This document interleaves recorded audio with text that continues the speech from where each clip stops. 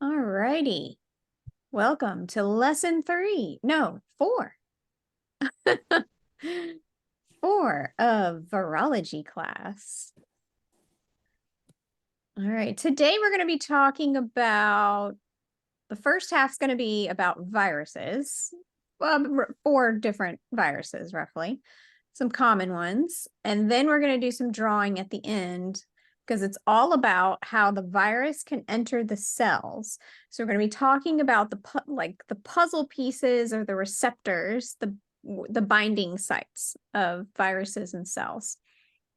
Okay, let me see. I'm going to share my screen here. Of course, it's got to download the plugin. Here we go. There we go.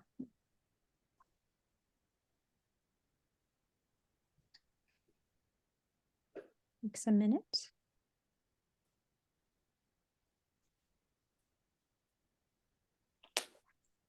How's everyone doing while we wait? Good. Good. All right. Can everybody see that? Yep. Cool. All right. So we're going to meet our enemies. All right. Our first before we go to our first enemy, review. This is what we drew at the very first class. Does everyone remember this? Mm-hmm. Okay. So this is basically a cross section of, this is a icosahedron or icosahedral virus. That just means a 20-sided virus. The key point here is that all viruses will have a capsid, which is the shell around made protein around the genome, which is going to be your DNA or RNA, depending on the virus. Okay. Now, what we'll kind of recognize with different viruses, some will have what they call envelopes, which is a lipid shell. Some will not. Breaking up. I can't hear you. Can everyone hear me? Yeah, I can hear you. Okay, so I was about to say, I think it might be your connection because you're pausing as well. Okay, so they will have some proteins. Some will, some won't. A matrix, and some will have what we call glycoproteins. Glyco just means sugar, kind of like glucose, right? So we can kind of remember that. And those are what we call like sometimes spikes or little pieces on the outside of here. Okay, so basically they'll all have a capsid and some sort of genome. All right, so let's look at our first one. Let's talk about poop, everybody. Who wants to talk about poop? Sure. I thought we were going to be mature. Yes. Nobody wants to talk about it. Okay. Well, we're going to talk about the, I don't know if I spelled that correct, the notavirus, or is it supposed to be an R? No, it's notavirus and norovirus. Okay. So we talk about these when we talk about. You're breaking up again. Am I breaking up? No, you're not. Okay. So it's just your connection. I think it's that connection, right? Yeah. Okay. So when we talk about vomiting and diarrhea, we generally call, I have the stomach bug, right? Does everyone have had the stomach bug before? Plenty of times. Okay. So that's the virus we're going to be talking about today. And you can kind of remember it by the Latin roto, meaning wheel. So it's kind of, when you see it flat, it kind of is going to resemble a wheel. All right. Now, this one does not have an envelope. Okay. It's a triple layer capsid. Now, that's extremely important when we're talking about how we're going to kill this thing before it enters our intestines, right? Now, it binds, see these little receptors here, or these glycoproteins? Okay, they're going to bind to HBGA receptors. The only thing you need to know is those receptors are from cells in your intestine, which is why if you ingest this into your stomach, it can bind with intestinal cells, okay? Now, the problem is there's stomach acid. It can survive high acidic conditions. It can survive 60 C or 140 degrees Fahrenheit. So it's not affected by heat, okay? So it's very difficult to eradicate the stomach flu or the stomach virus, right? All right, so how do we kill this thing before it binds to stuff? Well, we'd have to do it before it enters our body, right? And chlorine is going to be the thing that's going to break this up. And how it's going to do it. Remember how we talked about the coronavirus one time and how we use soap to wash our hands and the soap will break up the outside envelope? Well, this doesn't have an envelope. Okay, so you need chlorine to attack the actual genome, or basically it destroys the injection function. Once it attaches to a receptor, the thing that injects into your cell to get the genome in there is destroyed. Okay, so that's sort of a different method of destroying this virus. Okay, so that's where we get bleach, right? So this is our Clorox spray and our Clorox wipes, right? Clorox is a type of, it's the name for things that have bleach in them, okay? Any questions on this? Jen, do you have any cool stories about the stomach virus? No, but the one thing to, like it's a virus and everyone says, they come in wanting help to feel better and not have the symptoms. But once you have it, it just really kind of has to run its course. We give you medicine to stop vomiting, but if you're having diarrhea, that's actually how the virus leaves your body. So you don't want to stop the diarrhea. You just got to make sure you stay hydrated while you're going through the symptoms. That's a really good point. That's another, like, how does this thing spread? So how would you actually contract the norovirus, guys? Well, if that's how the virus leaves your body, how do you guys think you might get that virus? Eat it. I have an idea I know, of how it happens, but I don't want to say it out loud. You're right then. I Go have an ahead and say it idea. out loud. Because it's not realistic. It couldn't do that. I'm not gonna say it. Why do we tell you to go wash your hands when you leave the bathroom, guys? Why? So it gets rid of the germs, so it breaks them down. So it gets rid of the germs and the viruses that may be on your hands after you wipe from using the bathroom, right? Because if those viruses get on your hands, if you go to the bathroom, those viruses get on your hands, and then you touch the doorknob while someone else comes along and touches the doorknob, and then they're on their way to eat lunch. And what are they going to eat? That's related to what I was thinking. Yeah, you got it. You got it. So always wash your hands after you go to the bathroom.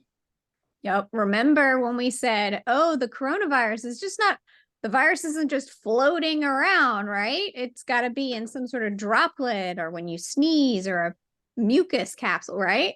Well, this one is in a different mode of transportation, right? We're talking about poop and fecal matter, right?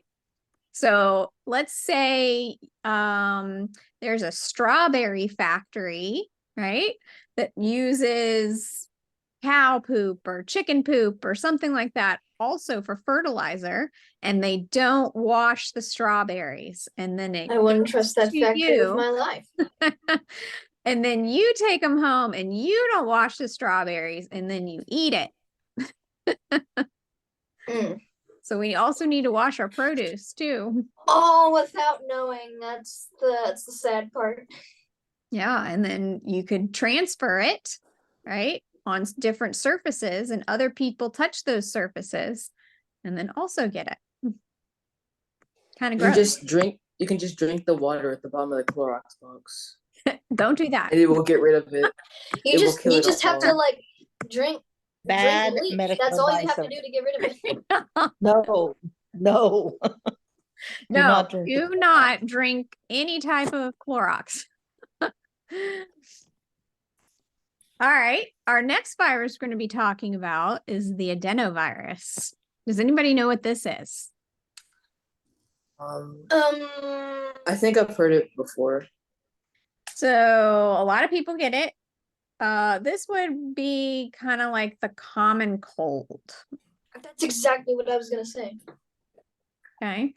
So this is also a non-enveloped virus. Okay, just has the capsid. So it's very hard to kill, right? With normal things.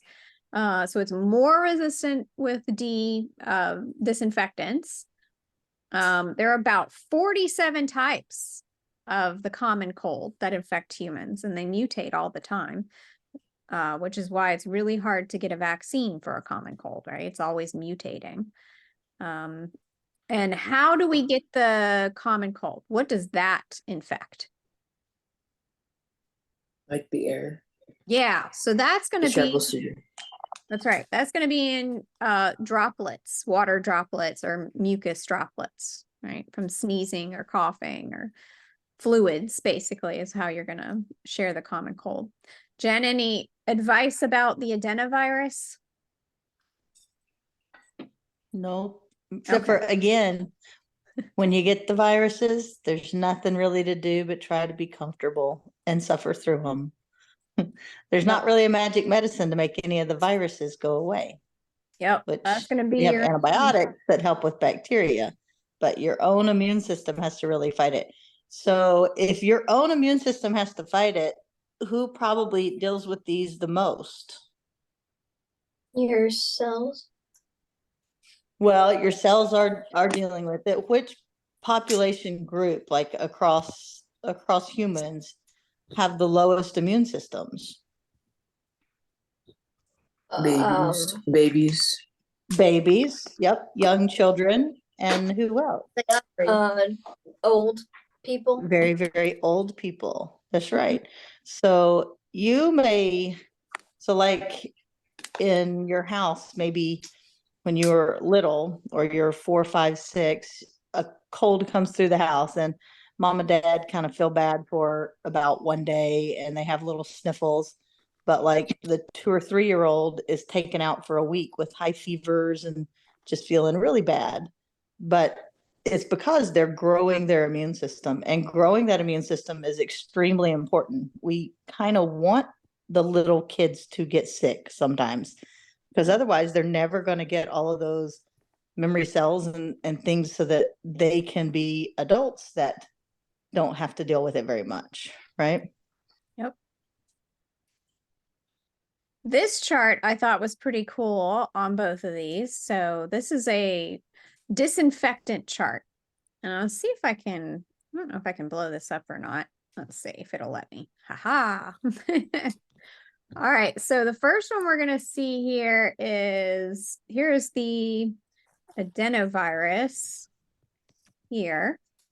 And where does it say what can really kill it pretty quickly? 5 minutes. One minute.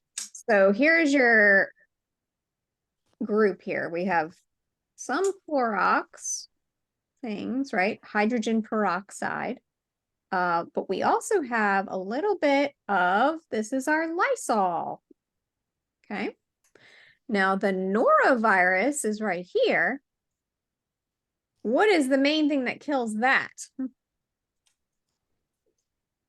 Can you read that? Clorox. Yeah. Bleach. Yeah. Bleach. There's our bleach. Okay.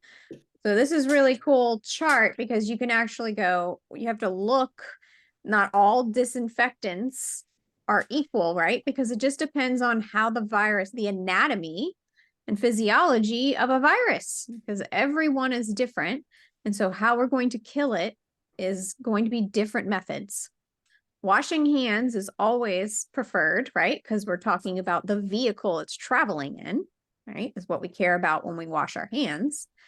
But if you want to actually kill the virus itself, sometimes we use Clorox or bleach. We spray with Lysol sometimes, and we can use alcohol, the 70% alcohol.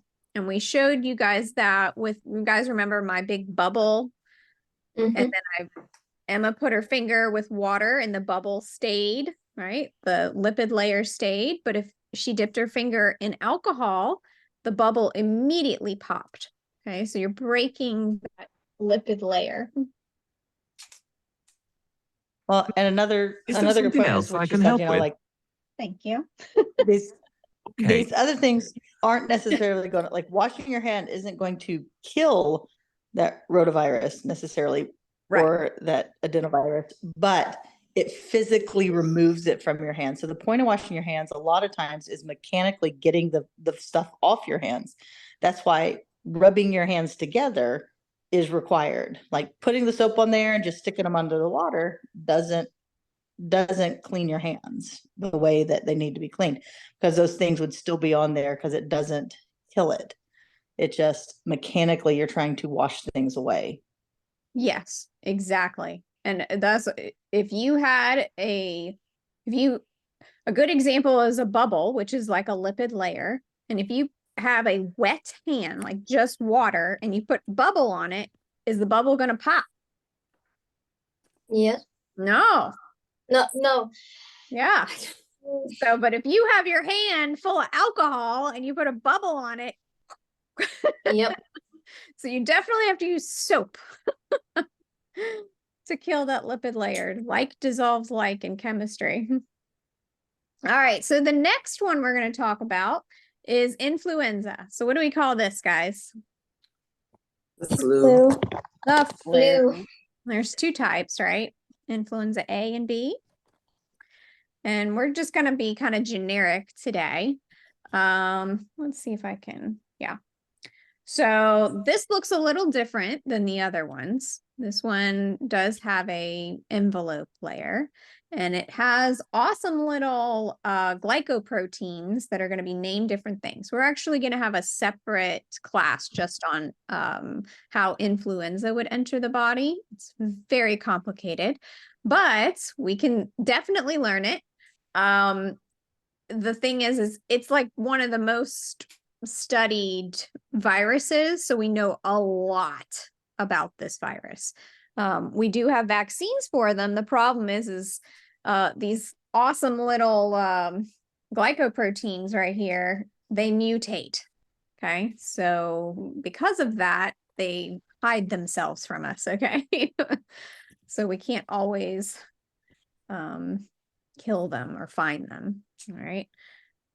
Let's see. So here's an awesome picture of how influenza would enter the body. This down here is our cell layer. Okay. And these things right here, we're actually going to draw these. These would be a celiac acid. And they're going to attach to here. And this is where they're going to then be able to enter our cell. Okay, so they go, oh, you look like a friendly thing that needs to enter. This puzzle piece matches with this puzzle piece, and the receptor and binder come together perfectly. You have unlocked the door to the cell. You can come on in. And so that's how our influenza would get into the cells. And of course, it replicates very fast. Now, what does influenza infect? Generally what part? Like your lungs. Your lungs. So the receptor part of our influenza is going to be things with these receptors. Okay. I have a question though. Yes. Why does it have two different types of protein spikes? Like there's red ones and there's blue ones. That's a awesome question. There is a reason for that. I would, you know what, when we do this, I will explain both of them, but to technically, Levi, that it would be a AP biology college course. You know who has it really well? I was reading the other day is the free Khan Academy online has a really good AP biology that explains all of this and why you would have different proteins, because they have different jobs and they actually have different ways of binding to a cell, is probably the simplest way to put it. But you will notice that on a lot of these viruses, there's actually different things it can connect to. Coronavirus. So this one I have a little more on just because it's so prevalent right now in the last, 3-4 years. So it's called corona. Why? Because they have like little crowns on it. So it actually is it's like a sun, right? Corona would be like part of a sun during an eclipse, and it has little rays coming out, is what it's named after. Now, the actual name is SARS-CoV-2. What does SAR stand for?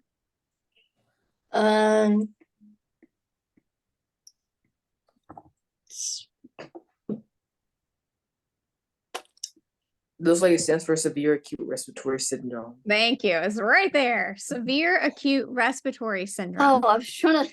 Okay. And this trying would to think of be the answer, not look at it. virus 2. Okay. Most people just call it coronavirus, like just the public would just call it coronavirus. But there's actually a lot of coronaviruses. Okay. So the one we were talking about the last couple of years is SARS-CoV-2. Okay. In fact, 15% of cases of just common cold are caused by a type of coronavirus species. Okay. Now, their receptor binding is called ACE2 receptor, and that's sort of what they look like. And aren't they cool? Yeah. Little chairs or Yeah, fingers. it's like a soccer field. Yeah. So this virus has proteins on the outside meant to just go to those receptors. Okay. So the immune system, so the main problem here is that it targets these receptors. Now, the ACE2 receptors are on things like that regulate your blood pressure. So how many things in your body do you think regulate blood pressure? A lot. Yeah, that's sort of the problem, right? Okay, so a lot of things in your nose, your lungs, your heart, your gut, your kidneys, all those things have cells with ACE2 receptors because they're going to regulate your blood pressure. So that's the big problem with COVID, is it's not isolated to just your lungs or just your intestines. They actually attack receptors that are very common throughout the body. Okay. So when the platelets are kind of closing your wound, right, and clot your blood, those are the type of, those cells have these type of receptors on them. Okay. So the receptors that we keep talking about are sort of like little noses. Okay. And they communicate by kind of smelling something. We'll put that in quotations, right? Seeing or smelling what they're trying to look at or smell. Does everybody kind of get that? Yeah. Okay. Because they don't have eyes, right? So they have to find a way to understand what's come in contact with them. All right. So when in order to communicate what they found, they release cytokines, right? And that would trigger things like your immune cells to come attack. Do you guys remember writing all that down on your story last time? Uh-huh. Okay. So this is where they release the cytokines to go, help, help, help. There's an invader. Come attack. And your immune system starts, right? So that's actually a really big problem with COVID, because inside of your cell, there's things called, and I think the first class we touched on interferons. Does anyone remember what those are? They're They like were the the What was the fillers. first thing that we needed to do once your cell recognized there was a problem? The little factory was going and turning out more viruses. What's the first thing we need to do? kill those factories. We got to stop the factories. That's right. So your cell releases interferons and goes, warning, warning, warning to all of your cells, do stop producing proteins, because there is a secret invader inside one of us and it's replicating, right? So we got to shut everything down. And that's great because it stops the infection, right? Well, the wonderful thing about COVID is it has something inside of it that stops the interferons from releasing. So the cytokines leave and say, warning, warning, warning, bring on all the immune system, right? Like activate the immune system. But then it says, well, the interferons can't stop the machines. Like they don't go. The machines are still running. So now you have a replication not stopping or slowing, and your immune system is seeing millions and millions of viruses. So it's overload, right? Your immune system's working double time because the factories aren't shutting down. And you're telling me this is the wonderful thing about COVID? Well, I was sarcastic. It is not wonderful. So this is where Miss Jen was talking about your lungs filling with fluid and stuff. Miss Jen, do you want to talk about kind of what happens when your immune system starts doing that? Oh, did she leave? No, I don't think she left. Oh, okay. No, I'm here. Sorry, I was on okay. mute. Gotcha. Well, I mean, it's just kind of like what you're saying, like it becomes overloaded, right? Like it's a hyper reactivity type of response where they're just combating and aren't getting anywhere, so they just keep continuing instead of stopping, and you end up with all this fluid just kind of settling into the lungs because they're trying to fight this virus that's there in this cytokine storm. And it's missing its shut off cue, right? Like there's nothing telling it to stop when it needs to. And so basically now you have all the inside of your lungs, all those cells are dying, right? Because they're turning into virus factories. Your immune system is trying to attack them. So you have extra mucus, right? That could eventually get to the sacs that alveoli, right? That actually have you breathing, right? Are now compromised. And I think now Miss Jen can kind of explain this, but in order to combat that, they have to stick a tube down into your lungs to kind of help you breathe, correct? Well, yeah, so there's no great way to get down to the alveoli level to clear that. And that's why people would die, right? But intubation, where they stick a tube down your throat to kind of help artificially ventilate your lungs and try to press, a high level of oxygen. And we're just breathing like room air, like out here in our atmosphere, it's only a small percentage of oxygen. So first you start saying, here, let's give you more oxygen. So people, that are entering this level come in and their oxygens are low, right? So their oxygens are less than 90%. And we need them always to be more than 90%, right? And so we say, well, let's give you a little bit more oxygen. And we can do that through like a mask across your nose or mouth, or just a little nasal cannula into your nose. And that'll help some, because then you have 100% oxygen going into your mouth or nose, and your body can work with that a little bit more, right? Because all of the air reaching those sac areas is oxygen. But eventually, that kind of runs its course too if it gets bad enough, and that may not be enough. Now, for the majority of people, or for a large amount of people, that was enough to kind of give that support, and they could get through their body's response and would catch up, and they'd kind of do better, especially once we kind of had some different antiviral medications to help the body's fighting response. But for other folks, they'd have to be intubated with the tube put down their throat, breathing for them, just pushing the air into there. Because what happens is, your muscles and your lungs will also fatigue at the same time. Like, it's hard work trying to breathe when your body's not wanting to or not doing it properly. So we push air into there with oxygen, trying to keep more oxygen getting to those alveoli, kind of stretching and pushing into those areas. And it just doesn't always work, right? Eventually, for some folks, that also would not play out. And one of the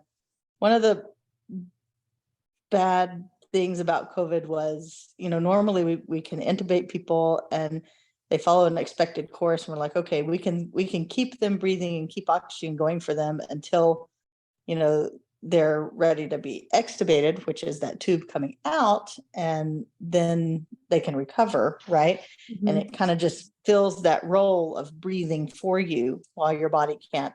But with all that mucus and all that congestion down in the lungs, a large number of people that went to intubation with COVID, it's kind of once you get intubated, you're never going to come off. Like, once you get intubated, your body's kind of reached a stage where we don't have a whole lot of resources for you. And those folks were dying.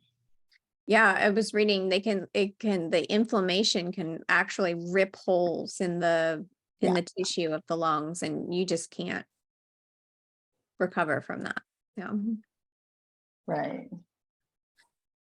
Any questions, guys? That was a fun subject. Right. And wonderful, so dandy. Really puts color into the world. Mm-hmm. And there are other resources, like once that tube's breathing for you and we can't get that breathing, like some people then they have to go on what's called ECMO, which is basically a form of life support where the blood comes out of the body and gets pumped back into the body, and it's oxygenated outside of the body, right? Mm-hmm. So basically we just bypass your heart and lungs. Yeah. So your lungs aren't working right, your heart's not working right. So we put a pump on the outside of your body. We bring all the blood out of your body and put it back into your body by a pumping mechanism outside the body. And while it's outside the body, they're giving it oxygen. They're trying to reoxygenate it as well. Mm-hmm. So, and I do know a couple of folks that did ECMO and did well. One of the docs that I work with went on to ECMO, and he survived and perfectly back to normal now. So it's, it was a scary thing if you have to go on ECMO. That is not a good situation. Mm-hmm. But certainly some people did. It gives your body time to attack the virus. Right. Okay, gotcha. I have a question. Mm-hmm. What's the process of putting the tube into your lungs? Like, how do you do that by itself? Oh, like putting when to intubate? Yes. Okay, so that's actually fairly easy.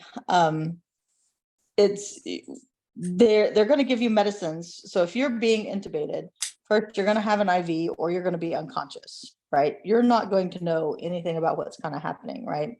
So basically if you're sitting in the bed and you're just struggling to breathe and you're not getting breath or air, right? And they're like, we need to intubate. Generally people are going to be not doing well, not overly with it when you intubate them to begin with, right? They're either unconscious or they're struggling so badly that you have a discussion about, you know, like your body's going to fail and you're not going to be able to do this, right? But you give medications that will basically kind of paralyze them, right? Just briefly. So you're sedating them so that their body doesn't gag and reflexes and things like that, and they cough and sputter and all that kind of thing, right? And then you literally just take it looks, you know, those little things that you look into someone's ear with, right? Oh, The otoscope. Well, we have something called a laryngoscope, which it isn't, you know, it's the same type of handle with a little thing that comes off it that flips up and it goes down and reaches just behind the tongue. And you put it inside their mouth and kind of hold the tongue towards the bottom of the chin. And you take a tube and you just slide it down the back of their throat, right? And you can do this in multiple ways. In fact, we have things that have cameras on them now where you can kind of watch as it goes through and making sure that you're getting into the trachea, because immediately the first thing you have to do when you take out the laryngoscope is to see, okay, let me make sure I got this in the lungs and not in the stomach, right? Because you have to pass through like the vocal cords and go one direction versus into the stomach and the esophagus, right? And so we have a lot of different ways that'll tell that. Long time ago, we literally just had to put our stethoscopes over people's stomach, push air into it and listen to see, are we moving the lungs or are we moving the stomach? Right? Okay. Where's that air entering? So listening used to be a really key part to it. That so much is not a key part to it anymore. They have something that measures CO2 and sees exactly what's coming in and out when you return the air, right? Because if I'm pushing air into your lungs are still working like they're supposed to, and you're going to breathe out the carbon dioxide, right? And so the little measure is going to be CO2 increasing. Whereas if it's in your stomach, it's not going to increase CO2, right? I'm not getting respirations or your stomach oxygenation. isn't the one helping you breathe. Right. Exactly. But it's a simple process and, you know, is done fairly easily for most folks. Very heavy people or small or like tiny babies, it can be a little different. I find tiny babies were actually easier because it's a shorter distance when I used to do a lot of intubations in like a NICU, and that was easy to me because you could see things better to me. Yeah. But it's not, you know, it's a simple process, and the patient is not aware and is not. It's not like you're awake and alert and someone's trying to do this, right? That would cause some bad gag reflexes and problems. Thank you. We need a whole Interesting. medical unit with Miss Jen. Uh, All right, I've put up the thing we're going to draw with the paper. If anyone has drawn on the screen, can you erase it? Don't know how to do that. I'm not sure who drew on the screen. Yeah, If you just press erase, it'll work too. for some reason it's not giving me the option to do that. Thank you. Okay. All right, so let's actually draw these things we just talked about. All right, so there are 3 steps for entry into a virus to enter into a cell. All right, it's got to attach, then it's got to release its genome, which is the DNA or an RNA, right? That's going to tell the cell to replicate more viruses. And it can merge the viral envelope with the cell. Like the whole thing can actually go into your cell, okay, to do this. So we're going to draw some of these things. Now, one of the first things, so you can use different colors if you guys want. One of the first things we're going to draw that's going to be important when a virus goes in a cell is going to be the proton pump. Kind of like the cool name, proton pump. And when we actually go into deeper dive into cells, we'll really get into the nitty gritty of this. But basically, this is going to be, has everyone heard of the mitochondria and ATP? Mm-hmm. Basically, it's taking a phosphorus on and off of of the ATP molecule, right? And that's releasing energy for the cell. Well, it's going to, when it pops off, it's going to release some proteins. Okay. And so that's going to be all along the outside of your cell. All right. That's called a protein pump. Now, the other really cool thing, and we had learned this, I think, on the second virology class, is your cell's ID. Okay. So you're going to draw like a little anchor here. And we're going to draw what's going to look like is a flag. All right. So we won't talk very much in depth about these, but we did cover them. We call it MHC. There's class 1 and class 2. It's kind of the window into your cell. But what this is going to do, what you guys should know, is this is just your ID, your cell's ID. Like, this is my cell with my body. It's sort of like a fingerprint for your own cells. This comes into play when you have like organ transplants. If you want somebody else's heart in your body, right? Your ID needs to match. Like, this is where you might get rejection, right? Because the flags or the IDs on your cells might look different from the other person's ones. Okay, so your body might start attacking it. So this is going to be, and you guys can color really any color you want. You can make it as colorful. All right, so those are some key players on the outside of your cell. Now, as you notice, does anyone remember what the membrane of the cell is made up of? What's this called?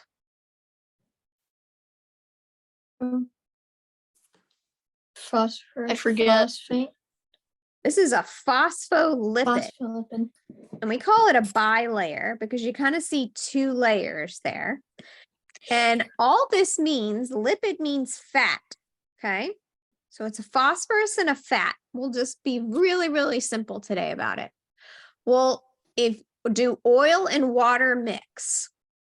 No. No. So the fat layer is in here, right? Like, this is the fat layer. Let's see if we can. That's the fat layer. So inside is hydrophobic and the outside is hydrophilic. So one loves water and one does not love water. Okay. And that's what is going to make up our cell membrane.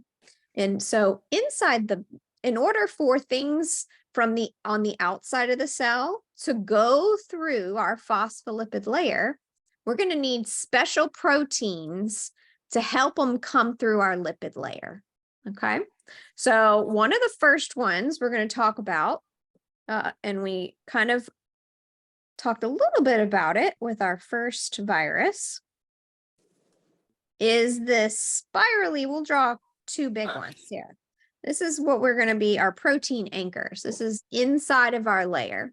And on the outside of this one, we're going to draw the sialic acid. So that's going to look like these cool little molecules, like branched everywhere.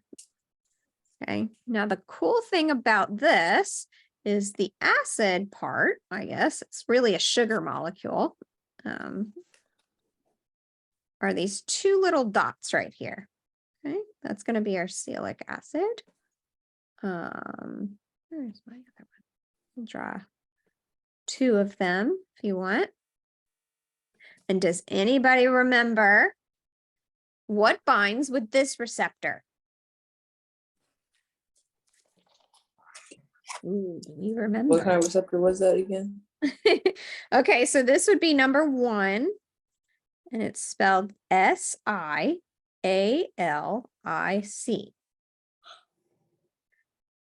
Sialic acid. Okay, so it's a tiny sugar that's found at the end of long chains. Okay, and this is going to be in your respiratory cells. Okay, so what virus can bind mainly with your respiratory cells? Influenza. Yeah, very good. Okay, so we're going to draw our little influenza virus right there. Couple circles. And we're going to put our RNA in little pieces, and we'll learn about that kind of later. How there's different, and then we'll do our nice little binding sites that's going to bind to the very top of this chain. Okay, so that's going to be influenza.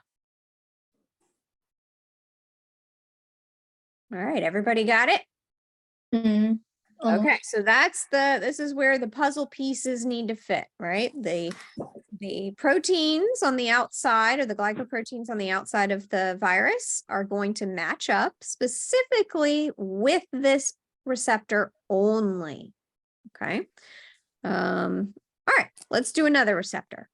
All right, another one we learned. Actually, before we do that, I want everyone to draw another protein pump, because it's going to be very important for our virus later. So these things are all over the outside of our cell here.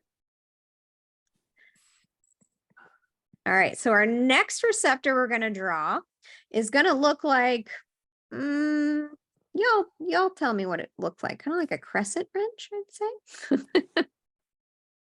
A what wrench? Like a crescent wrench, It's like a Y. yeah, sort of like a Curved Y. Yeah. Okay, and this is going to be our second receptor. Now this is, you can go down to the line here and put an ACE2. Who remembers what virus connects to an ACE2? I think it was the COVID. Yeah, coronavirus, COVID, very good. So we're going to put our awesome COVID virus here and all of its lovely spike glycoproteins there, right?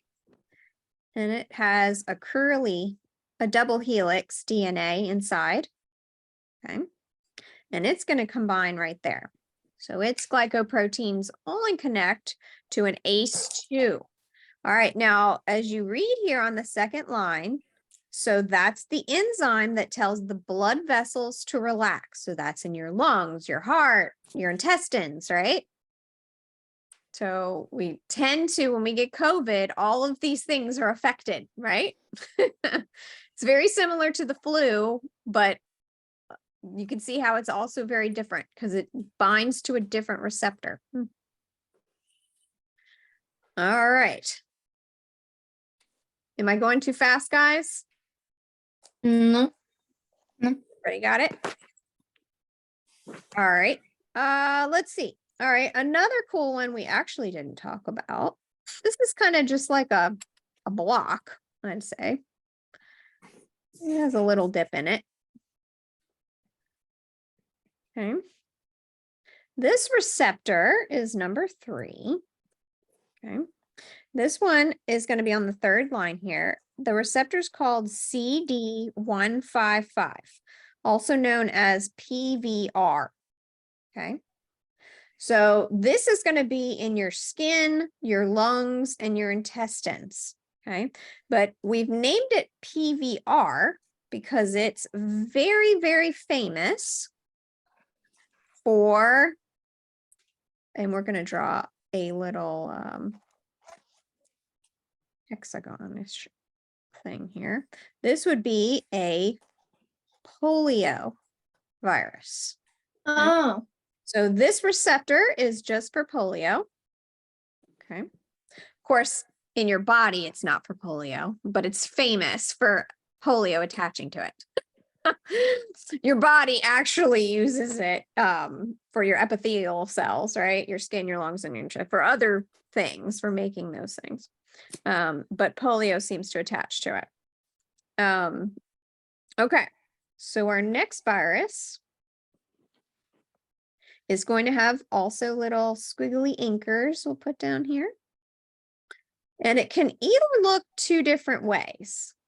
It can look like big old fat circles, like chains, okay, 4 chains, or it can have like little C's on them, 4 C's. Okay? And both of these are going to be called the same receptor, and this is receptor number 4, and it's called CD4. Easy to remember. Okay. Now, can anybody read line number 4 for me? A receptor found on T cells to communicate with macrophages. Both are white blood cells. Okay, so this is your T cells. What virus, and we didn't actually discuss it, but can you guess what virus really affects your immune system? Your T cells. I forgot what it was called.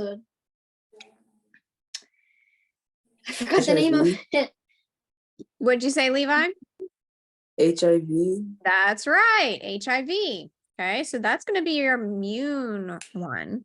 So let's put, now this one has actually, I should probably draw this a little different. So your HIV, I'm going to erase that. It's actually going to have 2 big circles. And then inside is going to be like a pear shape that's going to have your DNA strand in it. And this one has very few of the glycoproteins on the outside. Very few of them. And that's going to attach there. So that's going to be HIV.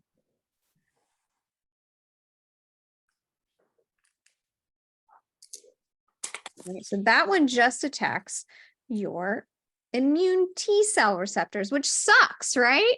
Because this virus, the T cells, the awesome killer cells, right? They're supposed to kill viruses. It attaches to those. So you can't like call anybody. Yeah, well, when you do it, it's going to attach to them, right? Yeah. Yeah, you start to activate your immune system, and that's exactly what it wants, right? Because it's going to attach to some of your white blood cells. All right. So our next picture we're going to draw one more awesome protein pump here. If I can, a protein pump, pumping out more. So basically, when we get into this in the cells part, a sugar molecule is going to break down as well and start releasing some proteins. And this is what's going to give us some energy for our cell. All right. But proteins just mean free hydrogens. Okay? And that's going to make things acidic. So that's important to know. All right, let's see. Number 5, our last one here. Let's see. It's going to look like our last one. Okay, except for the circles, we'll make a different color. We'll do them pink. We're just gonna have 2 chain circles and 2 little backwards C's. Okay. And this one's a pretty cool name. Number 5 is called CAR. That's easy to remember. CAR. So that stands for, and you can kind of see the words right here, Coxsackie adenovirus receptor. So that's kind of in the name. What virus is going to attach to this? Adenovirus. Adenovirus. That's right. We tend to name some receptors, unfortunately, for the viruses that attach to them. But that's not actually why this receptor is here. That would be terrible. This receptor is actually here because it forms the heart. Okay. And it's really cool how we figured this out, like in mice. Wait, so adenovirus attacks your heart?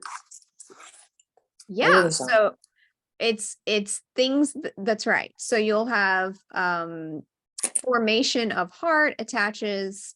Well, it's Well, one of the main And things. and one thing when you were talking earlier about what do these viruses attack, those are what they most commonly attack and what they, we hear the most and we experience the most, but they can attack a lot of different systems as well, right? So it's not just that they go in and they only attack this area.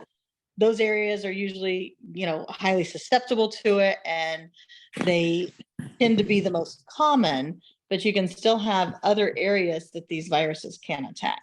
That's right. They have to have, as long as the things in the different areas have it's just like, if you think of it like puzzle pieces, if the cells have the receptors, they can attach to them, right? So, and that could be throughout your body. I guess, yeah, I should have pointed out the main area where we find a lot of these receptors are this area, but they could be throughout the body for sure. Okay, so that's CAR, and that's our adenovirus. And I drew a little. You said car. That's right. What? It's our But CAR it's receptor. czar. Say that again. But you spelled it ZAR. Did you do that on purpose? I spelled it CAR. Do you not see that? Yeah. But you said it as car.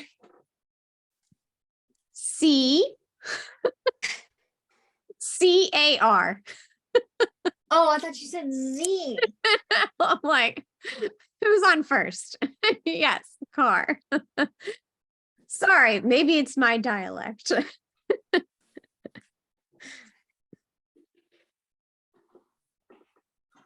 All right, so the last thing we're going to do is number 2 for right now. And did everyone finish the first part of it? So you can kind of see over here, there's a little awesome little paragraph here. Each virus has a unique glycoprotein structure on its surface that has to match to the shape of the cell receptor. Okay, so that's really the takeaway from how a virus enters a cell. All right, so on the second part here is kind of a blown up version, right? So we're going to even like magic school bus deeper into the how this is going to work.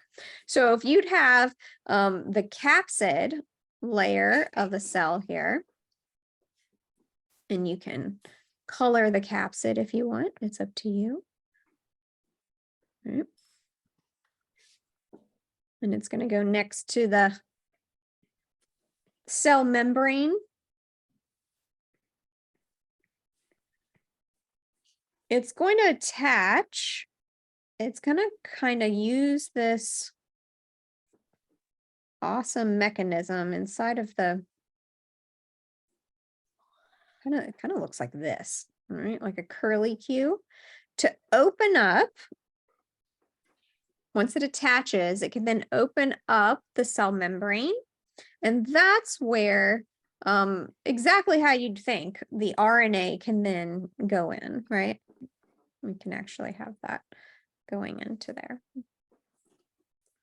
Okay. So that's one way it can just attach and then release its genome through that protein receptor. Okay. Now, another way, like the adenovirus, is when it attaches to the top. So we'll have our awesome adenovirus. This is where our protein pumps come into play. Okay. It attaches and your cell says, yes, this looks like something that should come into the cell. So it sends these soldier proteins to start manipulating the cell membrane. Okay. So your cell membrane will kind of dip down like this, right where the virus is. Okay. And with it are the protein pumps. Okay. Now what happens is when it dips down, sort of like, let's see, what could I say for this? Like something, pressing down like on a blanket, and it's like a heavy object down, and then the blanket slowly folds over itself to where you would eventually have a whole different encapsulation here. We call this actually an endosome. Okay, so some is kind of like what we talk about, a general body of something. So the word something kind of comes from that. So endo means in, so in something, or in a body. So this whole thing means the virus is now in the cell, lined with the cell membrane, okay, and it's whole, okay, so you can have your awesome virus that's whole in there. Now, this is where your protein pumps come into play. Protein pumps are still pumping out protons. Okay, this makes this environment, the pH goes down. It makes it very acidic. Okay, and when you have a super acidic environment on this, that means it can break everything down. And when it breaks everything down, it opens up and all of the awesome virus can come out along with its DNA and RNA and so forth. Okay, we'll do a little RNA. And that's how it gets into your cell, at least the adenovirus. The flu is a little different, but we'll go over that next time. Does everyone understand? Any questions on this? So they each have different receptors, which actually do different things. And they enter the cells in different ways. Hence, we need different types of medications, different types of vaccinations, different prevention methods, depending on the virus.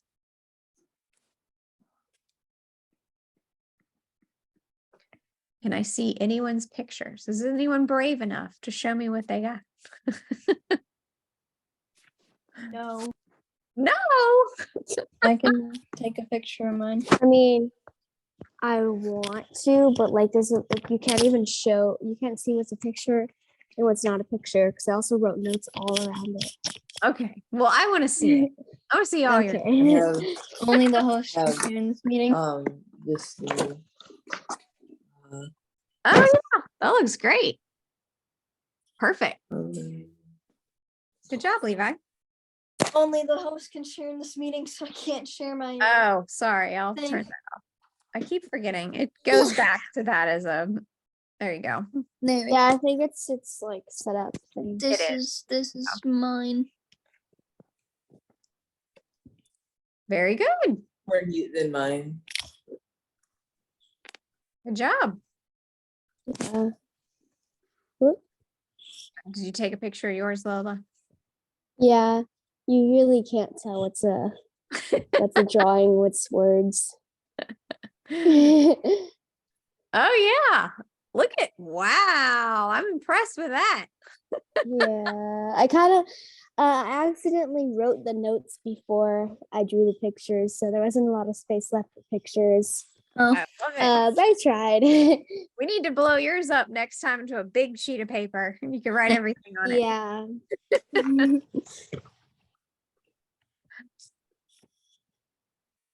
All right. Does everybody seem to understand a little bit how a virus would enter your cell?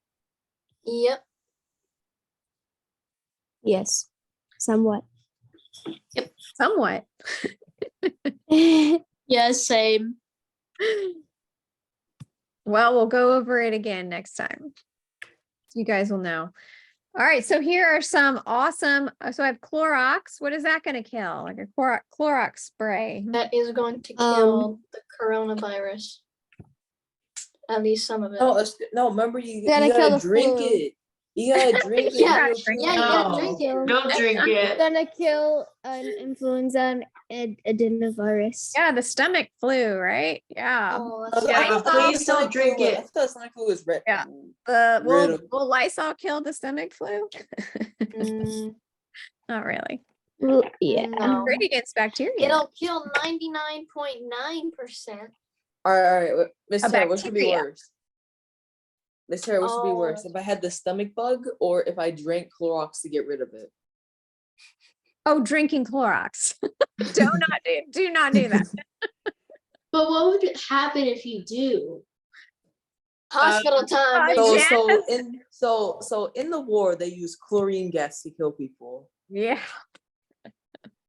That should tell you a lot, but it's not that concentrated. I mean, to be fair, I think Clorox and in the actual or bleach in the I think it's like 11% maybe In something. its true form. I don't know. Miss Jen, has anybody drink poisonous things like Clorox and come to the hospital? I've drinking. I'm sure I've drinking a little bit yeah. of mud water when I was a baby. What would you have to do if somebody drank a bunch of Clorox? Call 911. Well, that's Miss Jen. First thing you should do is maybe call poison control. If you're at home and something like that happens, call poison control and they tell you exactly what to do. Because when you get to the hospital, do you know what we do? Mm. We call poison control and we ask them, we give them the scenario of how much, how big the person is, like, because a lot of times it's little babies that eat or drink things that are dangerous, right? Mhm. And they tell us what we do, like how long observation is, which tests run, things like that. But chlorine itself, I don't actually think I've ever had someone come in drinking large amounts of chlorine. It tastes bad, right? So people don't want Why to do would that. they in the first place? Well, you do you Right. could do it like swimming pools, right? Like you but- drink Oh. a bunch of chlorine in the swimming They're pool. basically just drinking the But pool. one of the big things is, you want to you actually want to drink lots and lots of water after it, right? Like if you have something like that happen, we're usually looking for, like, are there burns inside the mouth and airway or GI tract, right? You do not want to induce vomiting. Almost always, we used to always say like, oh, make them vomit if they've eaten something or dangerous, right? And the thought has gotten a lot away from that, where you don't really almost ever induce vomitings. There's a couple of things you give charcoal that can kind of help absorb it. There's this nasty black charcoal that people Gotta drink. eat some the charcoal liquid, toothpaste. right, charcoal liquid that they drink, and a lot of times people, and that helps absorb some things of different types, not necessarily bleach or chlorine, but basically, if the bleach has gone down, it would have burned the skin and mucosal surfaces on the way down. Well, if you vomit it back up, you know what it's going to do? It's going to re-burn and re-injure that area all more, Mm. right? At this point, it's already down there, and you just start kind of dealing with, what you're going to do. 1 or 2 mouthful of it, not going to do a whole lot. You might have like a little sore throat, or, your mouth may burn a little bit or hurt a little bit. You may get nauseous, or you may vomit on your own, which is okay. We just don't want to make people vomit, right? Like induce vomiting. Is that the But same basically, as like pumping your stomach, or that would be different? yeah. So pumping your stomach, same idea, Okay. right? Yeah. Long story made short, Clorox is not for drinking. Clorox is not for drinking. Yeah. But you don't feel good like if you're in a swimming pool and they say don't drink the water, right? There are a lot of reasons that you don't want to Even do when that. you're in like one of those inflatable pools in your backyard, don't drink the water. Yeah, that has lots of bacteria, huh? Came from the faucet at the side of your brick house. How many wasps have like been in there? How many? What? All right, no. All right, so Miss Tara, I got a But question. your key take home is always call poison control. Every home should Yes. have that. Yeah, back when my toothpaste has it on it. Yeah. Good job. Yeah. Know that. Yeah, Miss Tara, I have a question for you. Yeah. If there's the common cold, isn't there also the uncommon cold, the rare cold, the epic The cold, and the uncommon legendary cold, cold? the rare cold, These are the the epic Fortnite cold, the colds. legendary cold. You should The mythic become a cold. virologist and start naming the new viruses. Cool name. Well, I'd hate to have a case of the The legendary virus. cold. The legendary. Oh, I would hate to have a case of the legendary cold. The About the mythic mythic cold. virus. Bro, What about the mythic limited cold, cold? exotic The cold, exotic virus. the enhanced virus. The enhanced virus. Limited cold. Limited virus. Limited edition. Bro, lock on cold. Limited The Adeno shotgun. edition. All right, so wash your hands. Stay away from people that sneeze on you because you don't want it going down to your lungs, right? If you're sick, stay home, wash your hands. Any other Don't go to tips? the store while you're sick, please. Well, if you go to the store, Some people wash in your hands when you get humans home. don't know that. Wash your Remember that produce. guy No, because coughed then on you're us in the surrounded with mall? other people who could catch what you have and spread it even more. What if you have like the Oh, same? yes. If you're sick, cold. do not go out. That's right. What if you meet a Drink person with the fully. same exact cold as you, and you just like shake hands? What happens then? Hmm. You just get the cold chlorine. worse. No, that is called upgrading your cold from exotic. Oh, to great!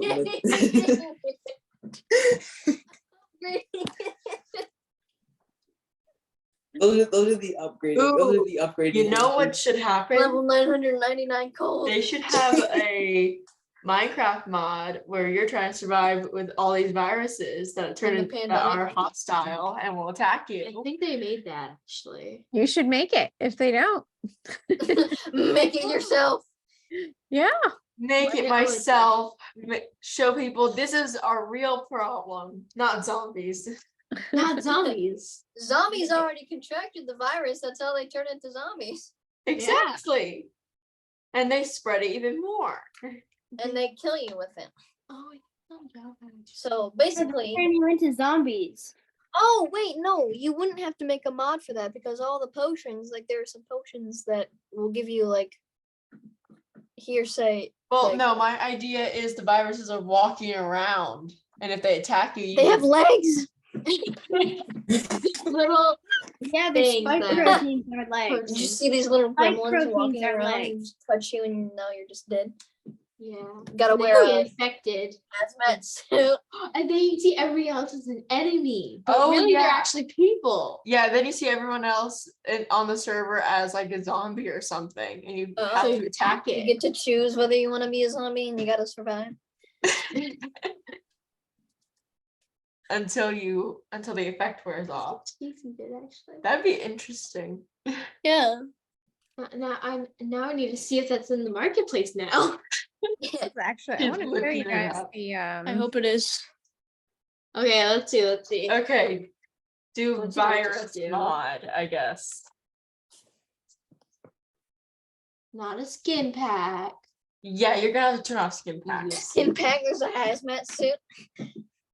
Yeah. Literally, that's what's happening. Ooh, what's this? That is digital viruses. Thank you. What is that? Oh, Not digital. We want mutants. There's mutants. It's just Alright, Zombie I'll show you guys. apocalypse. I'm not really seeing it. Let's see if I can show you guys this cool game. It's gonna let me do it.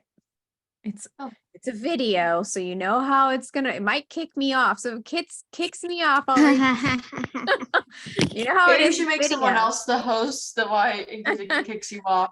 It's Yeah. Okay, so this is a cool outbreak game on the CDC's website. So you can do level 1 outbreaks. Okay. Can you guys hear that? yes. Okay. All right, so we can do breathless in the Midwest. We could do The all the, Queen's killer. yep, hiding in plain sight, deadlier than war. Any of them sound interesting, guys? Birthday party gone wrong. Birthday party gone wrong. Deadlier than war. Birthday party gone bad. Yep, All we those can, sound so weird. pick one, right? And here's your mission, right? There is a birthday party. It's an innocent birthday party. It's a 5-year-old's, right? Well, all of a sudden, a bunch of people had, let's see, we're going to accept the mission. Hello. We don't even know the Are you still symptoms. there? Okay, you so the also health hear- department gets a report that 5 children who attended the party had been admitted to the local Wait a minute. hospital with severe diarrhea. Okay, Oh Lord. we kind of know what virus that is, right, guys? The next day, the patient called the health department to report that her 4 kids all have the same symptoms, right? And so they ask you to see, is it full, maybe it was raw eggs or full, foodborne illness. Well, So your question is, what do you do as the investigator? Do you ask the party guest if they ate cake and ice cream? Do you tell the parents who have sick kids that raw eggs are to blame? Or do you call the family who hosted the party to learn more about the party? Call the family. Yeah. What's the The consensus? first one. We go gotta know investigate more. the company who made the cake, because they probably wrote their poopy hands all over it. hello, test. Can y'all still hear us? Yes. They can Yes. see Yeah. us. Okay. For a second, it looked Okay. like it was. So we call the family who hosted the party. All right. Mhm. So we earned our 100 points. All right. Our second clue. So after talking to the family, you learned that 30 kids and 16 adults were at the party. Okay. Most of the kids played the games and swam in the pool. Okay. And They drink the dirty water. so the party host states the ice cream was not made with raw eggs. In fact, 2 children who were sick left the party before the food was served. So That hints at next, some of the guys. activities. Because the They pool just left the virus there. All right. So what do we think we should do now? What's important to ask?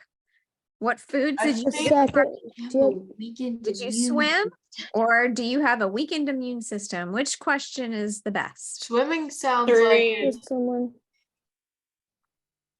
1, 2, or 3? 2. 3. 2. 2. 2. Okay, we have more 2. Good job. Good thinking. All right, our next clue. So after talking with the kids and parents, you discover that the patients did not eat the same foods and quickly rule out foodborne illness. Okay. You get test results and 9 sick kids who attended the party came back positive for crypto. Sporidium. Mhm. Sounds like a terrorist group's doing. All right, so what do we do now, guys? What's your team do? Do you determine if new cases are connected to the outbreak? Because at the hospital, 13 new crypto cases are also there, and they did not attend the party. What is crypto? It's it looks like a bacteria, maybe. And the spores. Oh, I think it's diarrhea. Yeah, it's I think it's I says would down go with picture. bacteria I would- in feces. All right, all right, all right. I'm So It's gonna a there's local 13 chef new that everyone's hiring infections for of this. patients that did not attend the party. It's a Okay. local chef that everyone's It's hired. actually a parasite. I That's would say parasite. interview the new patients. What do they Cryptosporidium have is in a common? parasite, yeah. I would say Right, 2. 1, yeah. 2, or 3. What do you do, guys? Do you interview? Two. I'm thinking 2. I'm gonna go with 1. I would do 1. You don't want to stop the investigation because you've identified the germ? No. Well, we don't know if that's well, we've identified it, but how did it get there? Okay, so you want number 2 again? I probably want number 2. Great idea. You want another 300 points. All right. So after talking with several of the new patients, you discover that they all swam in a community pool. Okay. Oh. They drank the chlorine. They Yeah, drank So the we'd have to fluoride. review. So let's review the data here. Okay. 22 people are sick, 5 are hospitalized. Okay.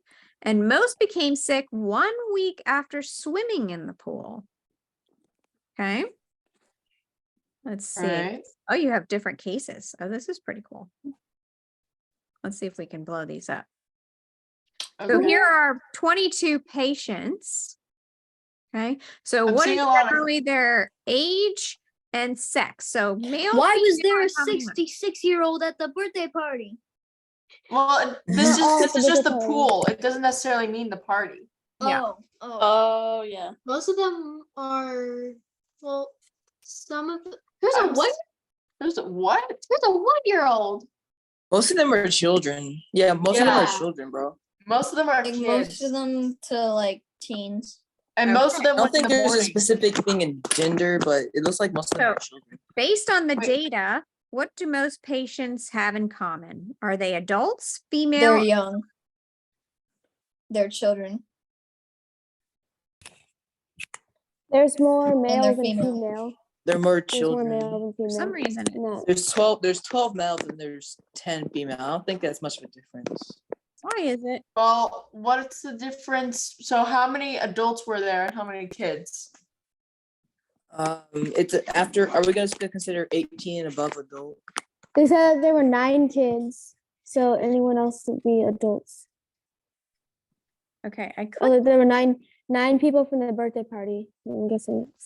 Most patients are children. We got the number one. The source of the outbreak is likely the swimming club. So you request the attendance results. And of 157 people who visited the club that weekend, you discover that 30 have been sick with watery diarrhea for about 1 week. Why? So let's look at the what they participated in. If it'll show the data. Wait, so there's, answer this question. Being There's lagged. using the locker room, eating at the club, and swallowing water from the activity. Three. Am I It's- allowed well, to let's look answer at the 3 data automatically? first. Can you guys see the data? Because for some reason I don't have it on my end. No. No. I see a Oh. data click thing, but I don't see it on This is there. like a little data click thing. I know it's being very laggy here. Here we go. Oh, there it goes. Nice. All right, let's see. I'm gonna blow it up. Oh, there's more further down if you scroll down for the Oh yes, that's on right. data. For some reason it's being laggy. Hold on. I'm gonna stop share and then reshare. No. Being weird. I still have it up, guys. I We'll just gotta never reshare it. know. Okay, we didn't lose our progress, guys. No, we didn't lose the progress. I think it's just being super slow on my end. It's got to be the connection. I should have done it on my computer instead of my iPad. If we never get through this, then it's officially terrorists. We'll never know. Terrorists at the swimming pool. Aha. Okay. So there we go. So here's the activities. So what are we noticing from here? What are people doing? The pool has the most. Yeah, bro, the swallow water. pool. Well, yeah, And swallowing water. Oh, swallowing water. Well, I told you, bro. I told you. I told you. knew it. Look at that thing. Swallowing water. 98%. Wow. Oh, and those who didn't go into the pool had a 0% on sick. Attack rate. That's right. Went to the activity pool, right? Well, a 2% attack rate. People who didn't go into the pool. All right, it is. No, swelling. 2% for those who didn't swallow All right. water. So what activity do you think caused the people to be sick? Swallowing I water. wonder. It has to be 3. It looks like it's 3. Yay. You solved the outbreak, we everybody. solved the outbreak. Good job. Where can you, Mr. What app is this on? So you just We go to never- CDC, so you can actually search it. It's just cdc.gov, but it's a game. So it's called the Solve the Outbreak game. You can kind of see at the top there, there's an actual app that we could go to. I wonder if I have the app. I might have it. Yeah. Yeah, it says open, so you have it. So there's an actual app that you could go to. And of course, once you can unlock level 2 if you want to solve different virus outbreaks. But it's pretty cool because it actually helps you learn different viruses and bacteria and what would actually happen if you were to like breathless in the Midwest. Which one do you guys want to do? One more? Queen's Killer. Yes. All right. Which one? Wait, The Queen's Killer. The Queen's Killer. Hiding in sugar plantation. The blues, Queen's I don't know. Killer. Bro, deadlier Yeah. than war. Deadlier than war, I The think. Queen's Deadlier Killer. than war. Upset Creek. So you can kind of see there's 34 deaths in Deadlier Than War. Hiding in Plain Sight has 290 blinded. People blinded. Yeah. That I think is the that's a famous one that they solved in Africa, I believe, to kill The river Queen's Killer. Please. Conference meeting. All right, let's do the Queen's Killer then. Let's do the Queen's Okay. Killer. Yeah, Queen's Killer. Queen's Killer. It has a high death rate. All right. Are we That's why we're. New York City calls 11 people in Queens come down with Spider-Man. serious illness. All right. Who wants to read it? I'll read it. All right, do I go? Uh-huh. Okay. It's late August and New York City's baking in a heat wave. Fred is a retired U.S. veteran in his 70s and quite active for his age. He's a Navy gardener and he likes to go for long walks every day. Fred started feeling sick 5 days ago, and now he's in the hospital with a high fever, bad headache, and extreme muscle weakness. He's having so much trouble breathing that he's been put on a ventilator. His doctor conducts tests that suggest Fred has a virus, although it's not yet clear what kind of virus. The next day, 2 people in their 60s with similar symptoms are admitted to the hospital. All right. What do we do, guys? Seems like it's old people. I think it's too soon to tell. Wait. Yeah. What about what's that cases thing? Okay. They all live in the Queensboro. So they're all live in the same area. Oh. So, and it's mainly the older people. They so- all live in the same neighborhood. Only 2 live in the I mean, I would say either 1 or 3. I would say 3 so we get more information. Yeah. It's too soon. You need more information. Good job. All right. Clue 2. Oh, geez, that was quickly. It's not a hopeful case. Fred Mhm. dies in the I'm sure. hospital, as does another sick person. 3 others are in critical condition with very high fever, headache, disorientation, confusion, muscle weakness, and convulsions, sudden violent, uncontrollable shaking. The outbreak is getting worse. There are now 17 sick people, all of whom live in northern Queens. He talked to the sick people and their relatives to find out what they had been doing in the days before they got sick. He visited their homes and investigate their environments, searching for clues. Blood samples from the patients are sent to the New York State Health Department laboratory, where they will run tests to see if they can identify what may be making these people sick. Data. Here's your Turns date. out it's data.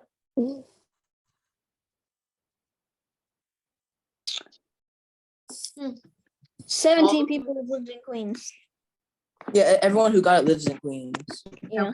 It's like it's a lot of people who are older than 60 and spend times outdoors in the evening. Okay. Oh, So the most people have spent their time outdoors in the evening. That's the highest rate. and Yeah, also well- are older than 60 mostly. Yes. Looks like it spreads by mosquitoes. Oh, Here's dead the crows. reports never mind. that unusual number of dead crows are found around the city. Interesting. So Something's been killing the crows. based on the It's been clue, mosquitoes. what was should you mosquitoes because- investigate next? Other 1 or 3. No, Really? it was mosquitoes because the mosquitoes were also biting the birds. Well, Oh yeah. that could work. Yeah, but Mosquitoes. is there any wounds on it though? Is there any wounds on the crows? Or Well, is how would the crow be dead without it being wounded? I It's gonna have like know, a spot by the mosquito. I know, but is it like a big wound, like a dog or something? Does it that matter I the don't think size? it's a Still bullet not- shot. Based on the data, would we investigate birds, mosquitoes, or contagious people? Mosquito, not contagious people. I know that, but either Contagious know. people can't be it, but most of them Or spend the- time outdoors maybe in we the could evening. investigate the Oh, birds yeah, to see what mosquitoes killed sounds them. like it. mosquitoes. And said they hadn't had any contact with birds. All right, you're right. Mosquitoes. All right. Most of the sick people said they recently spent outdoors. Aha. They were also confirmed to be bitten by a mosquito last week. Wow. Who gave the mosquito the virus? All right, the test was infection with mosquito transmitted virus. St. Louis, I don't know how to pronounce. Encephalitis. Yep, a rare disease in the 1950s. Bad news, the outbreak Came is back. spreading. 2 more people, but in another borough, the Bronx, appears to have the same exact illness. Update, and you get an update from all the dead birds. So let's see what our notes are here. Our dead crows and the zoo calls saying that they're flamingos. Huh. Have an What? What about the health tips? What's that?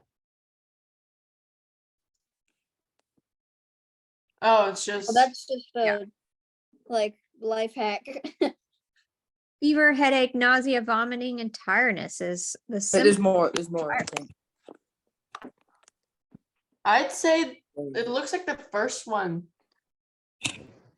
Yeah, encourage people to Encourage empty people to water, empty standing water. spray insecticides in all areas. I and would- encourage people to I be would do Well, like we've the already dog one, encouraged too. people to use insect repellent, so I'd say the standing water is the best one to But do. what would standing water have to do with I it? would do both. Mosquitoes The lay first one eggs too. in standing water. That's right. But if Oh you yeah. spray, you'd kill it all, wouldn't you?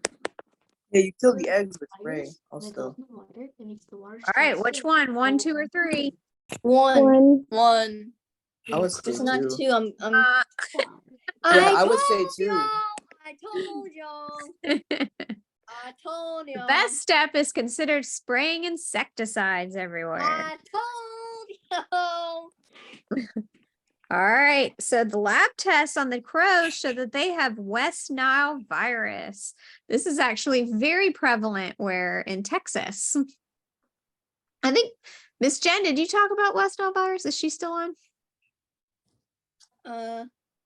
Yeah, I'm still on, but no, like we don't actually, I mean, like I've never seen an individual case to West Nile virus ever. So I don't think it's overly common. But it's not overly common anywhere. So I think if you look at like the cases, you'll see more in Texas than elsewhere because we have higher mosquitoes than a lot of the rest of the country, like along the Gulf areas, like Louisiana, Mississippi, Alabama, those will have, Florida. Those areas just have higher mosquitoes than the rest of the country as well. It But says the personally, I haven't seen it. virus can be I don't know. spread to birds, and then the birds would then spread it to humans. The outbreak Bird is poop on the tapering off. car. Yeah. Cool. All right. So what should we do next? Go to cases. Look at some data.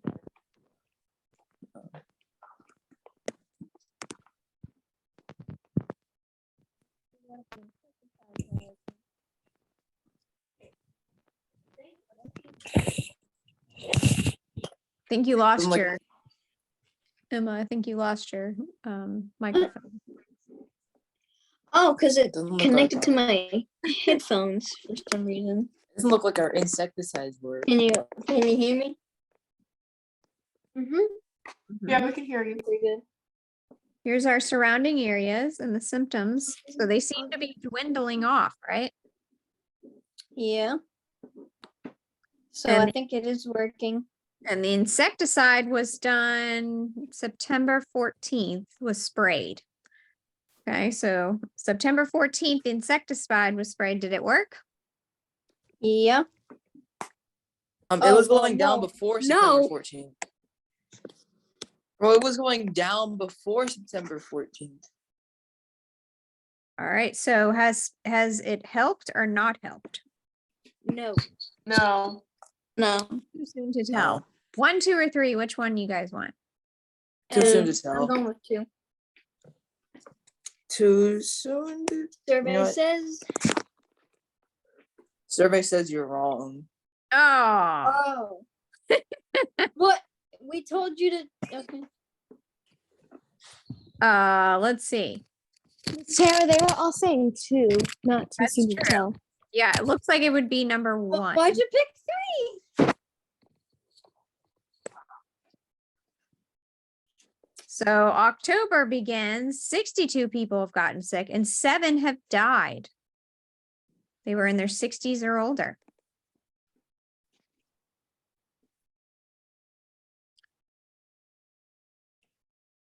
Now that the weather's gotten cooler, mosquitoes have stopped biting. Uh-oh. Spray the insecticide so they're gone. It's Which- here to stay. Tell people to avoid mosquito bites. That is the best advice I No, have it's ever here heard. to stay, and there's nothing you can do. So the Yeah, it's West here to Nile say is it's infecting migrating birds. We can't exactly Can't prevent the exactly birds Well, the from only thing you can spreading do, the I virus. don't think you can just spray insecticides across the country. I don't think you can just tell people to You can avoid do it by mosquito bites, so helicopter, it's that's here what to they do for stay. forest There's fires. nothing you can do. All right, so 1, 2, or 3. 1. 3. 3. Mama, it's not 1, it's 3. Lola says 1. 3. So Mama's like 1. 3.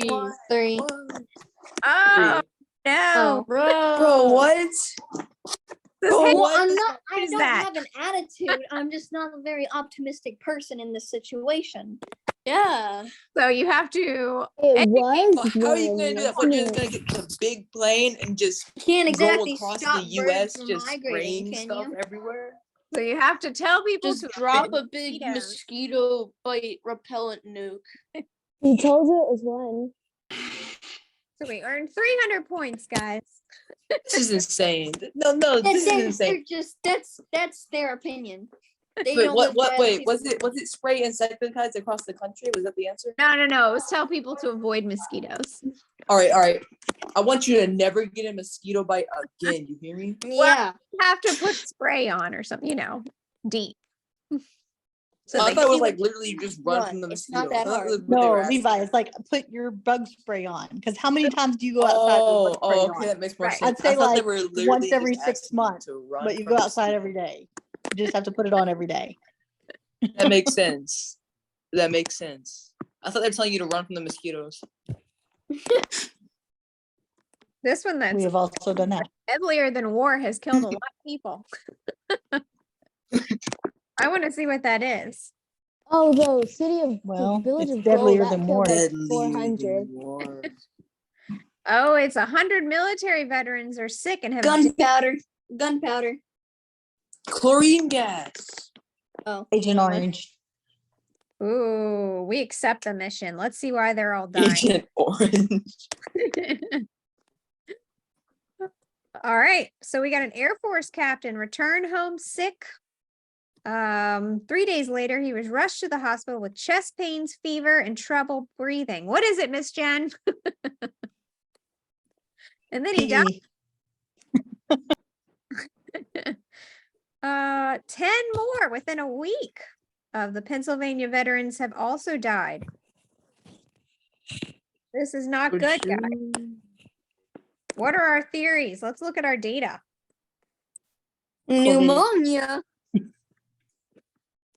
Oh, yeah. Ooh. Actually, most people got 25th of sick July, on the a lot of people 28th had and the gotten sick. 30th. Yeah. Says I think all in July through the 21st through the 24th. I will say that 107 fever is degrees. 107 is actually extremely impressive.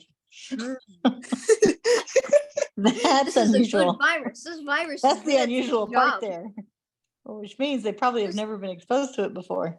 All right, so do we alert everybody and say there is an outbreak and everyone should be avoiding public places? Well, it doesn't That's like what an we did outbreak for because only Corona. the I mean, veterans why are not getting for it. this one? Do we tell everybody, we'll let you know as soon as we find out? Or do you tell everybody no comment? Number two. Yeah, it's Number Two. 2. 3. Oh, Okay. very good. All right, so let's find out what Oh. this is. The pressure on you is building. There are now 200 people sick and 107 are hospitalized. 20 That's a high hospital. Oh, That's a high died. hospitalization rate. Yeah. So you collect some data and talk to 200 sick people and their families and ask about their symptoms. Let's see your notes. All right, so what do we got here? What's our data? The characteristics of sick people. What are A we? lot of people went to the conference section. Ah, 19% went to a baseball game. Most of And them a are lot of them 50 and were up. Yeah, Yeah. most of them went to the military conference. Most of them are So 50 and teenagers up. aren't Most of really them went to getting the infected. Oh, stay it's a at lot. deluxe It's a lot of hotel. Most males. of them went More of the to people. More of the people Joe's were restaurant. male. And there's Yeah, a something lot at more Joe's people are male. restaurant. And there is at a hotel. Bro, it's a lot of males. And what else do we They have? ate at Joe's restaurant. Of course, it's Joe's restaurant. And Yeah, then we have the deluxe hotel. But most of them went to the military Male conference. Joe's It makes sense that most of them are Deluxe. They male. ate at the restaurant and then went to the Military. military conference, came home, went to the deluxe hotel. Most of them were male and they were old. all right. So calling us- They attended the conference. I'm figuring out the whole So story, guys. 2. I'm thinking 2. They are Yeah, older yeah, men yeah. is the greatest number. They attended the Two. conference. Oh wait, I 80 forget something it. I percent need to of see the them notes again. Attended the conference. So I'm thinking it's it's 2. conference. You've got it right, guys. Yeah. All right. Panic is spreading across the country. Magazines are covering. Well, this is old. Magazines wouldn't cover. The internet is putting out outbreak numbers. You learned that many of the sick stayed at the deluxe hotel, but strangely, only one of the hotel's 400 workers got sick. It's only one of the workers. Your best lead is the military conference. Okay. Which was held at the exact same hotel. Yeah. It was, Oh. the conference was 4 days. Okay. So let's talk to the people who aren't sick. Okay. Here we go. Here's our data.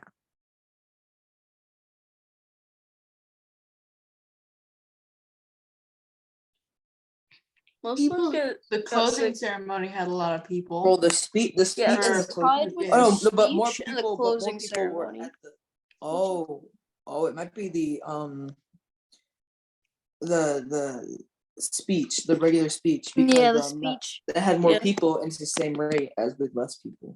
Yeah. It's the religious service and the speech. It's the speech, bro.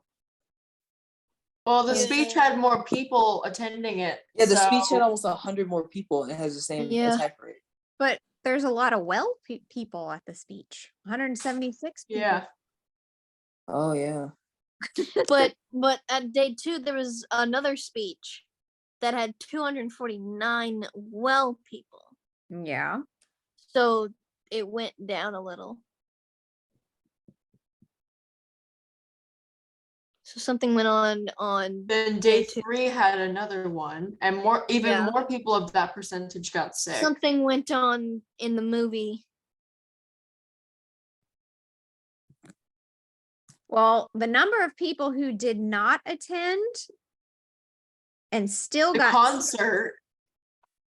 There was a concert at a Nope. conference meeting. Bro. right. It looks like day Bro, 3. they brought in like these They brought in Justin rap Bieber. guys.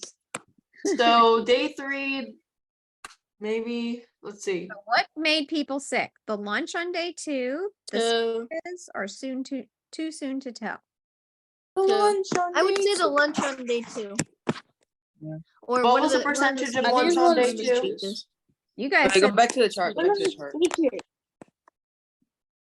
One of Lunch the on day speeches. 2. One of the speeches. One of the speeches. one of the speeches. One of the speeches. It looks like it'd be one of the speeches. The word speeches sounds weird now. Yeah, it Yeah. would be the lunch on day 2. What? Dang. Your country is counting on you, and you've got it wrong. How? None of the events seem to be any likelier than the others. So we I do guess no not one had know. any symptoms on the second day. Okay, so a bit of good news. You haven't turned up any evidence that sick people have spread the illness to anyone. So you don't know if it's contagious, but you still have a lot of unanswered questions. One hotel guest, an airline pilot, got sick even though he was only there for a few hours taking a nap between flights. Huh. In fact, there's a surprising number of people with the same illness who did not go to the conference. Uh-oh. City the same day. So It's let's all go, connected to Joe's restaurant. yeah. Go back to our fake cases. You find out that all the people had gone in or past the deluxe hotel on the days of the conference. Some of them say they went to the hotel to get a drink to cool off or stood near the entrance. They still got sick.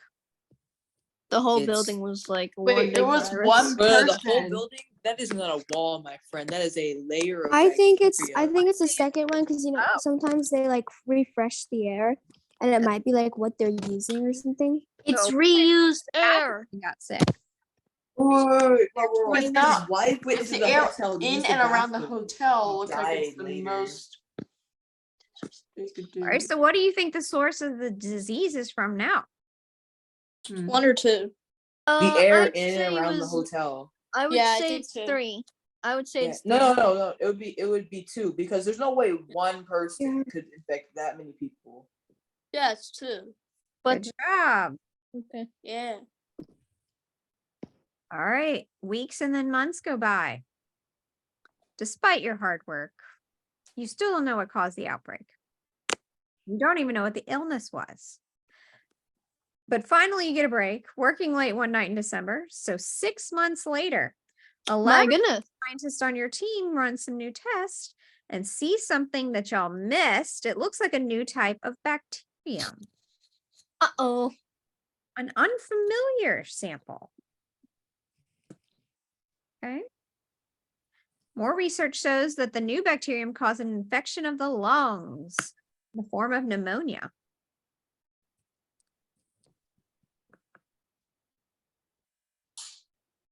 If treated with the right kind of antibiotics, it can kill it right away.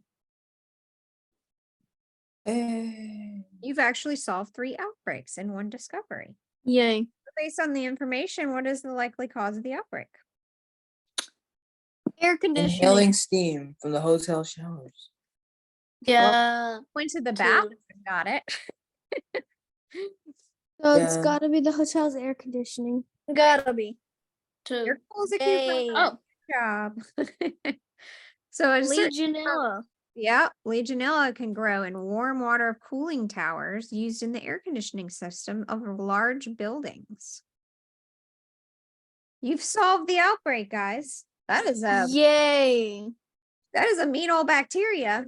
The new We're bacteria. novice. All right, so that's 3 outbreaks. We're good. We've been on here long. Yay. But if anybody else wants to do these, we can do these next time if you want to. Yeah, next time. Enough, we actually go to level 2. I don't know how to do the different. I levels. want to see the midterm revenge. Midterm revenge. Oh, Well, I had no Oh, guess. jeez. Nobody died. So Wait, that's- wait. We gotta keep looking through these. I want to see one that everyone who got sick died. Oh, it looks like the up Sick Creek is pretty bad. 100. Yeah. Oh, I the want bad to is the find, I worst want one to is find Village the of Gold. Ebola. I want The to Village find of Gold one Ebola. had like 400 people that died.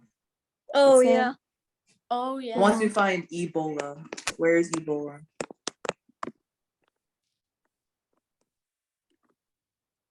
Like, look, There we go. Number of people sick 400 deaths. There it is, the village of gold. in Nigeria. All right, so we'll do these next time with you guys. Oh. Solve the outbreak. All right, you're good to go. I'm going to stop the recording. We're probably like 2 hours now. Yeah.